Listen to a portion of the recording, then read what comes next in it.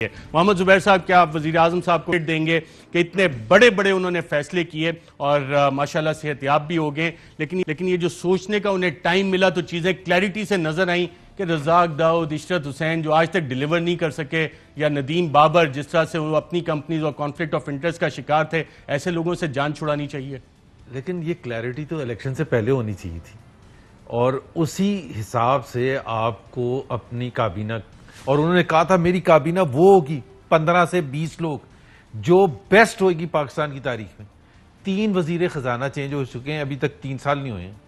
4 secretary खजाना, 5 FBI chairman, तीसरा industries minister लगेगा, सिविल एविएशन का आपने जिक्र किया, गंडापुर, सरताज गुल, मतलब क्या मतलब क्लास है। तो वजीर आजम has to take the blame कि हर आए दिन ये जो रीशफल होता है, इंफॉर्मेशन के कितने आ चुके हैं, कहां से स्टार्ट हुआ था, फवाद चौधरी से स्टार्ट हुआ था, फिर कोई और आए, फिर ये शिबली फराज आए। हफीज शेख के रीशफल से तो आप खुश होंगे ना, और आपकी पार्टी पहले तो कहती थी हफीज शेख के रीशफल से एक तो बहुत खुश हूं मैं, पर्सनली बहुत खुश हूं। मैंने बहुत कैंपेन की थी उनके खिलाफ कि he should not be a finance. आप समझते हैं खान साहब ने, प्राइम मिनिस्टर साहब ने पाकिस्तान की बेहतरी के लिए फैसला किया है? मतलब 2 साल पाकिस्तान का तबाही मचाने के बाद अभी का बता देना। नहीं, अभी क्या मतलब आप इस बात का क्रेडिट नहीं देंगे कि ऑपोजिशन तो सवालात उठाती है, they are not following on deaf ears. At least एक ऐसा वजीर आजम है जो सुनता है, ऑपोजिशन की बात भी सुनता है, और अगर लॉजिकल बात हो तो उस पर अमल भी करता है। टाइम लगा देता है सुनने में। अच्छा, ये जो आप IPPs के हवाले से, इस पर मैं कमेंट कर दूं क्योंकि आपने बड़े अच्छे तरीके से कवर किया है। और नदीम बाबर और उसका, बाय द वे, एक नदीम बाबर की कॉन्फ्लिक्ट ऑफ इंटरेस्ट पर आज से 2 साल पहले जब शायद आपने ही जिक्र किया था तो असद ने कहा था हम हैं ना, मतलब for a corporate executive to say कि हम हैं ना, हम देख लेंगे कि कॉन्फ्लिक्ट ऑफ इंटरेस्ट होता है ये नहीं। ये जो अभी हुआ है इसका असल चीज है कि ये नेगोशिएशंस होने के बाद IPPs को 400 बिलियन रुपए मिलने हैं, मिलने थे नहीं मिलने हैं। अब सिर्फ उसका प्रोसेस डिफाइन कर दिया नैब की इंक्वायरी के बाद, फोरेंसिक ऑडिट के बाद में। आपको कैबिनेट ने जो एग्जैक्ट फैसला किया था, और असद उमर साहब मेरे प्रोग्राम में भी आए थे। फोरेंसिक से इंप्रेस नहीं होता, ये जो एक वर्ड आ गया ना फोरेंसिक ऑडिट से ज्यादा डिटेल चीज होती है फोरेंसिक ऑडिट, ठीक है।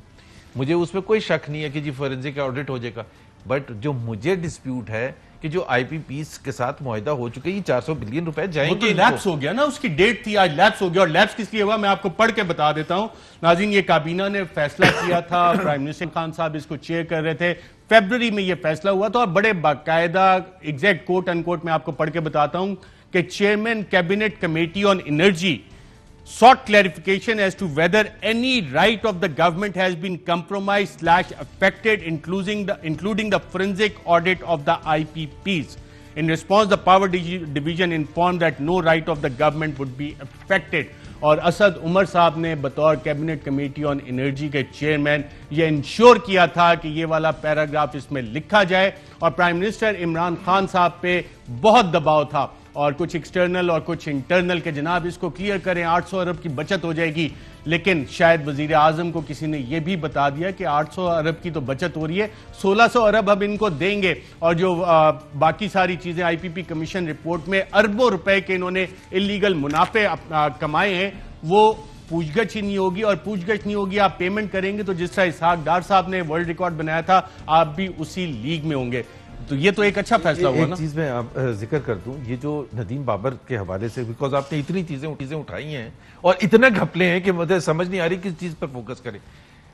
ऑयल क्राइसिस हुआ, नदीम बाबर साहब भी उसमें, उस क्राइसिस में कैबिनेट कमेटी ऑन एनर्जी ने फैसला किया, कैबिनेट कमेटी ऑन एनर्जी ने फैसला किया 20 मार्च 2020 के ऑयल नहीं इंपोर्ट करेंगे, जबकि सस्ता तरीन था। रेशनलाइजेशन का लफ्ज इस्तेमाल किया था। उससे क्या फर्क पड़ता है? वो रेशनलाइजेशन अलग है, रिफाइनरीज के साथ मिलकर कार्रवाई डालना अलग है। इमरान खान के घर को क्या रेशनलाइजेशन, या कौन सा वो जो लीगलाइजेशन, जो उनका बनी गाला का घर है, बाकी सबके घर गिरा देते। वो अल्फाज, अब जो भी कहने का मतलब ये है कि दुनिया भर में सबसे सस्ता ऑयल मिल रहा था, इन्होंने इंपोर्ट करने का कैबिनेट कमेटी ने फैसला किया कि नहीं इंपोर्ट करेंगे। ओगरा इनको मना करता रहा, तो अप्रिशिएट करेगा कि उन्होंने काम किया, हटा दिया। आपके 5 साल में जो कार्रवाई जेबों से मीडिया चीख के हट जाता, थक जाता था, ऑपोजिशन चीख के थक जाती थी। मैंने जब जुलाई के फर्स्ट वीक में ऑयल क्राइसिस पर आर्टिकल लिखा तो मुझे उस वक्त जवाब दे देते, उस वक्त तो गालियां पड़ती थी। आज आप तहकीकात के 9 बाद महीने के बाद तहकीकात क्या मतलब, एक कॉमन सेंस भी होती है। प्राइम मिनिस्टर ने मई के एंड में ट्वीट कर दिया ऑयल प्राइसेस 100 से 81 रुपए कर दिए। बिल्कुल ठीक है।